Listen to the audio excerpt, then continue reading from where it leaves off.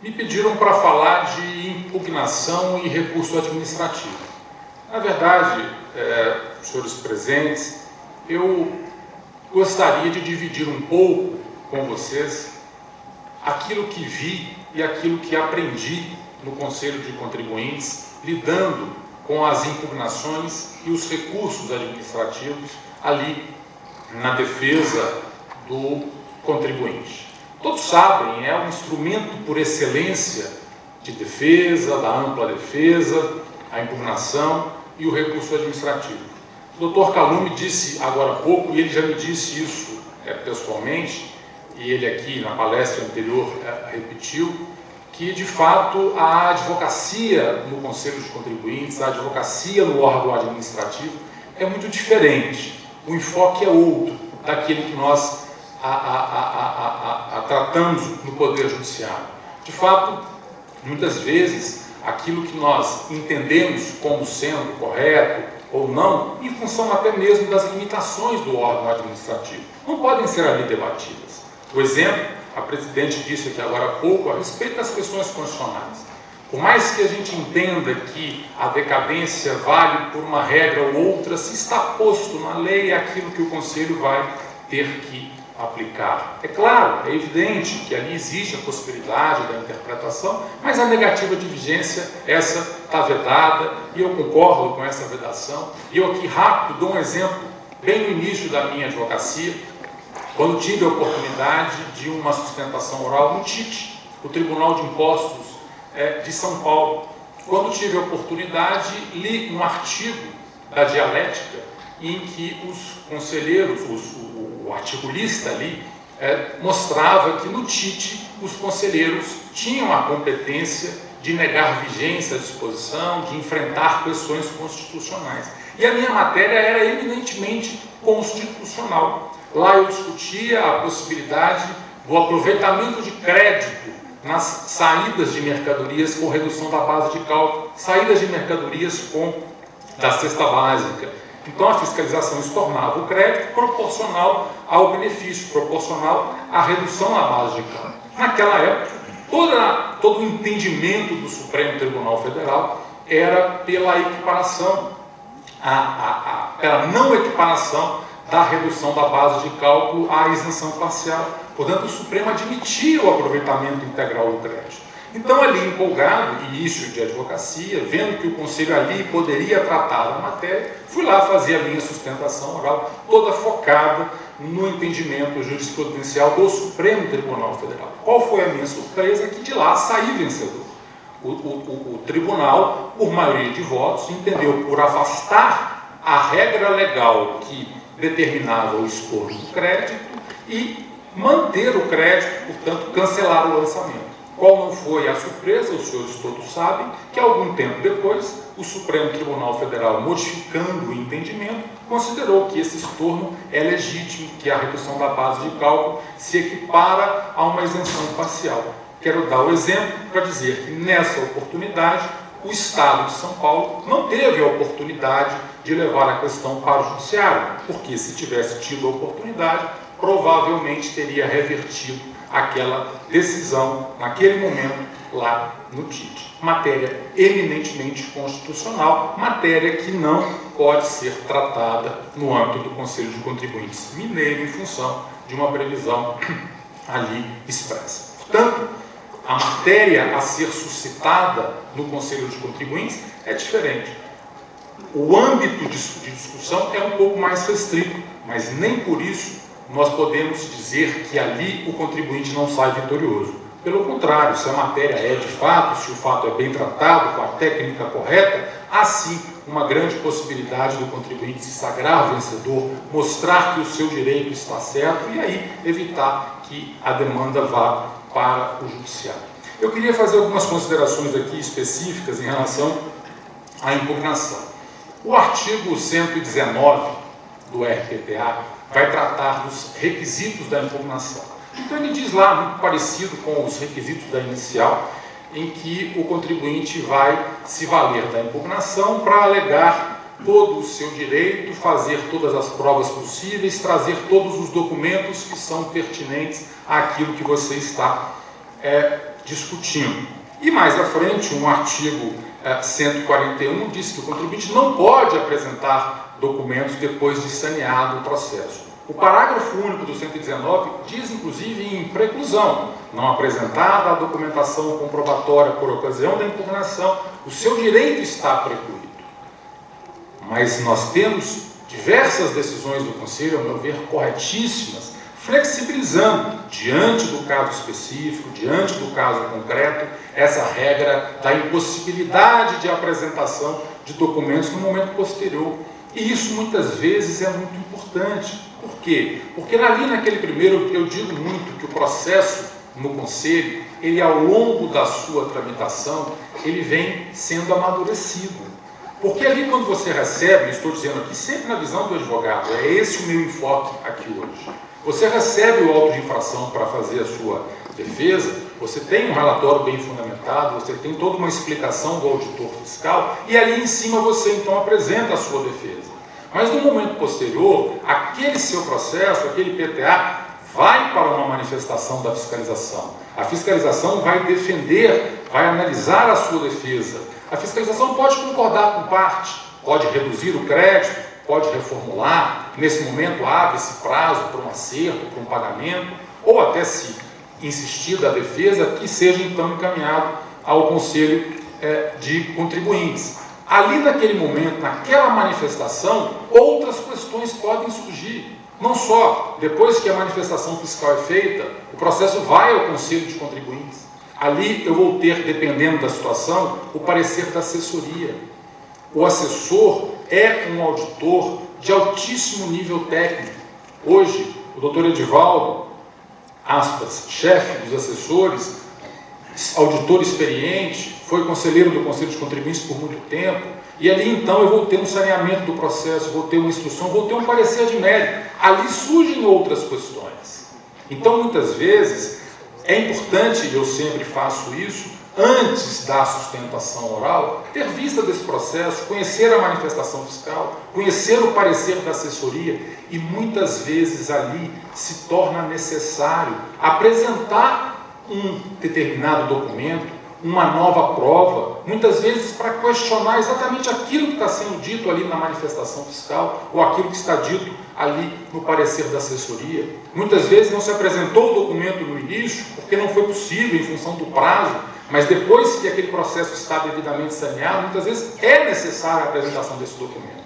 Por esse dispositivo, nós poderíamos dizer, passou o tempo, precluiu. Mas o Conselho de Contribuintes, muito criterioso, verificando que aquela documentação ela é importante para o deslinde da questão, verificando que aquele documento pode mudar uma decisão sobre o caso, eu tenho percebido lá que ele tem aceito a documentação, sempre abrindo vista para a Fazenda Pública, abrindo vista para a fiscalização, para que a fiscalização também possa se manifestar sobre aquela documentação, e aí, recebendo aquela documentação para exame, muitas vezes essa documentação pode mudar o curso do processo. Eu tive um exemplo lá no Conselho de Contribuintes, não tão antigo, de uma juntada de documentação já na fase do recurso. Na decisão da Câmara isolada, se entendeu que a documentação apresentada daquela forma poderia comprovar a regularidade da operação. Só que, em função até mesmo do tempo, o contribuinte não conseguiu reunir documentação para todas as infrações que ali estavam no auto de infração como acusação. No momento em que a Câmara definiu esse documento serve para fazer a prova, nós fomos buscar aquela documentação para as outras infrações. E não tivemos oportunidade de apresentar antes, apresentamos quando do recurso. Houve um debate prévio da Câmara, vamos ou não vamos aceitar? Essa documentação ela é de fato relevante? Ela pode alterar a conclusão do julgamento? Concluiu-se que sim. Aceitou-se a juntada do documento, abriu-se vista para a Fazenda Pública se manifestou, a ampla defesa foi garantida e o Conselho, no momento posterior, analisou aquele recurso com aqueles novos documentos anexados.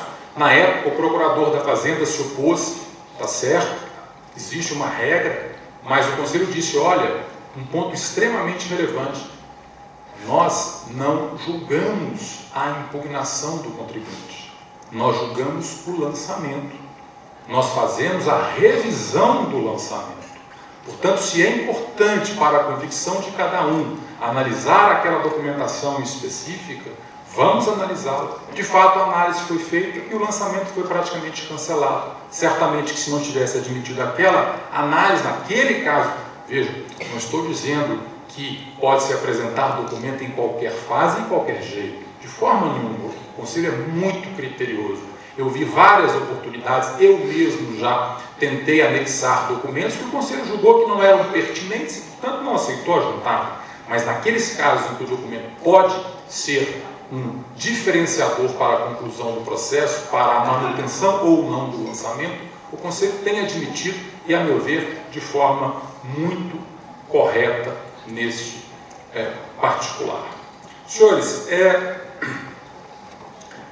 em relação à questão da prova, o Dr. Célio Calum também colocou aqui, outros palestrantes falaram, uma preocupação bastante grande, e aqui também a gente aprende, né, nos bancos da faculdade, eu também como professor sempre disse isso, de que o ônus da prova do lançamento é do fisco. O ônus da prova após a inscrição do crédito tributário indivitativo é do contribuinte.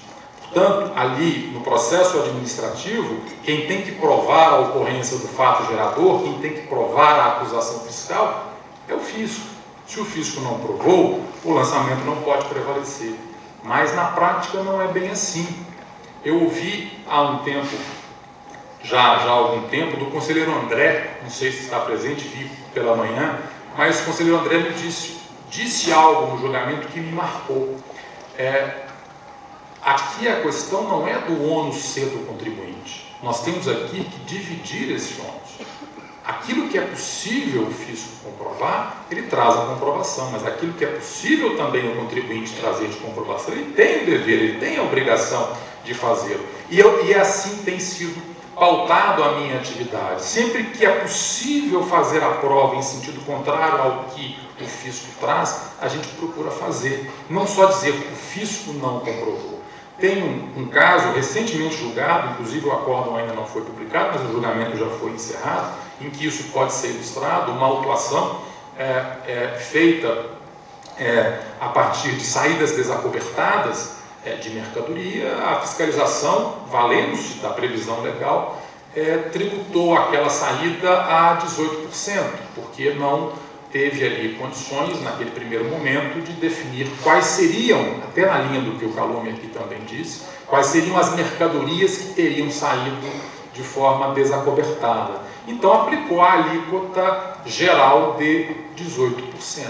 Poderíamos ali dizer, olha, você não provou quais são as mercadorias que saíram, você não disse quais foram, portanto, o lançamento é improcedente. Mas ali nós tivemos a condição de um trabalho em cima dos documentos, dos arquivos eletrônicos que foram trabalhados pela fiscalização, de demonstrar pelo menos qual era a carga média daquelas mercadorias que saíram desacobertadas. Em momento nenhum a defesa foi no sentido de que não houve a sonegação. A sonegação está provada, não há o que discutir. Mas a alíquota vai ser de 18% porque não há prova nenhuma em sentido contrário. Então a fiscalização aplica o 18%. Mas o contribuinte conseguiu fazer a prova de que o conjunto daquelas mercadorias que saíram desacobertadas de documento fiscal, as alíquotas eram menores, eram produtos que eram muitos deles da cesta básica, com alíquotas menores. Então conseguiu-se o contribuinte provar que aquele percentual era menor do que o 18%.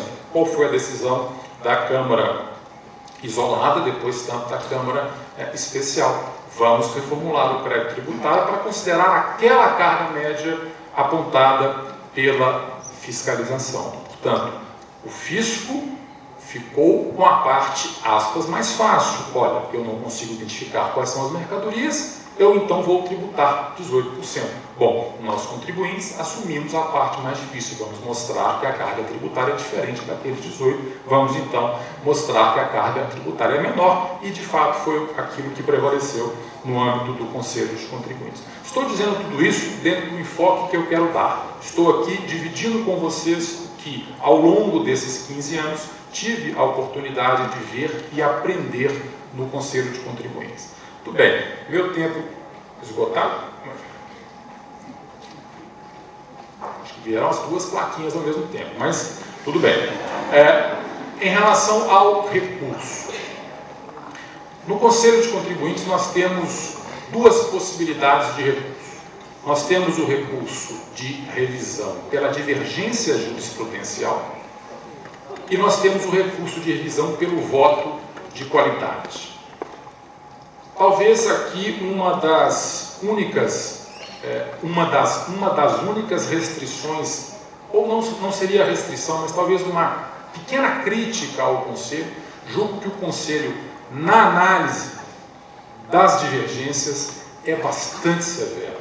Acredito que seja mais severo do que o Judiciário, que seja mais severo do que o STJ quando analisa a divergência de jurisprudência. Talvez uma pequena exceção, até a conselheira homenageada, Luciana Mundic, que parece ter uma interpretação um pouco mais ampla, mas enfim, o Conselho diz, olha, eu só posso avançar no mérito se de fato estiver provada a divergência, mas essa prova da divergência, ela precisa, a meu ver, quase que ser exatamente o mesmo caso para que se avance ao mérito, pensando na informalidade do órgão administrativo, talvez uma flexibilização maior, até visando mesmo uma uniformização de jurisprudência. Muitas vezes eu ouço dos conselheiros, olha, eu até gostaria de analisar o mérito, acho até que analisando o mérito o contribuinte poderia ter razão, mas não consigo superar aqui o requisito da admissibilidade pela ausência de identidade ali nos acórdãos divergentes.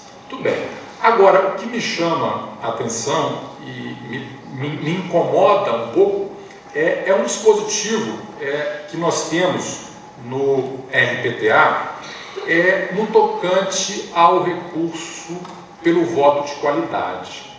Diz assim o artigo 163, havendo pelo menos uma matéria decidida pelo voto de qualidade, excetuadas as mencionadas no parágrafo, o recurso de revisão poderá versar sobre as matérias não decididas com o referido quórum. Então vejam, se você tem ali 4 ou 5 infrações no auto de infração, 4 delas são decididas por unanimidade. Se uma delas, a quinta, é decidida pelo voto de qualidade, você consegue levar todas as 5 infrações para a Câmara Especial para julgamento. E parece não ser o objetivo verdadeiro da norma. A ideia aqui é levar para a Câmara Especial aquilo que foi objeto da divergência. Eu tive um caso recentemente em que a Fazenda Pública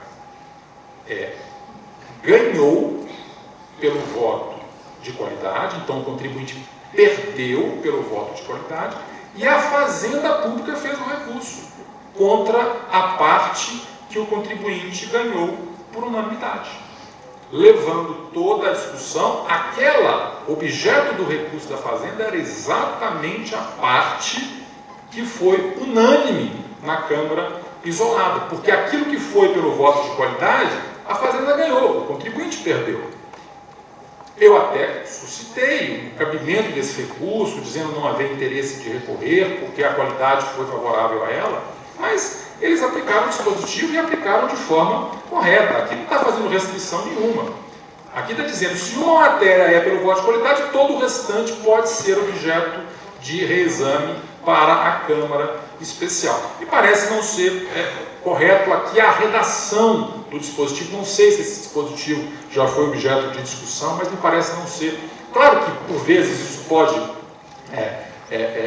ampliar o direito de defesa do contribuinte. Já tive também outras oportunidades em que isso foi favorável ao contribuinte, até por conta de uma parte que foi pelo voto de qualidade, leva-se toda a matéria, inclusive aquela que o contribuinte foi derrotado de forma unânime. Mas me parece que aqui o correto talvez seja a redação que nós temos até o dia 18, né, no Código de Processo Civil, dos embargos infringentes, porque eles vão acabar, e lá no 530 deixa bem claro que os embargos são restritos à matéria objeto da divergência. Me parece que seria, de fato, o mais correto. Para encerrar, eu quero aqui destacar a importância, e aqui eu faço só um pequeno registro ao conselheiro Fernando, quando disse do prato, quando disse dos personagens, salvo engano, ele esqueceu de um personagem importante, que é o advogado. Ali na receita dele, salvo engano, eu não vi a citação do personagem advogado, e eu julgo que, de fato, o advogado, eu acho que ele é muito importante também para que o prato de comida saia bem feito, saia saboroso, e eu sou testemunha disso, tenho por princípio em praticamente todos os meus processos, estou presente. O próprio Fernando, logo que me viu hoje cedo, perguntou se eu estava trazendo ali um memorial para ele. Eu disse que não, hoje não é o caso do memorial, mas é a princípio mesmo, e eu acho que surte sim um efeito positivo. Eu acho que nós estamos ali para contribuir. Então, aqueles advogados que ainda não tiveram a oportunidade, que tiverem a oportunidade, acho que não vão se arrepender das inúmeras sustentações orais que eu fiz lá ao longo desses 15 anos. Eu posso dizer, sem nenhuma dúvida, que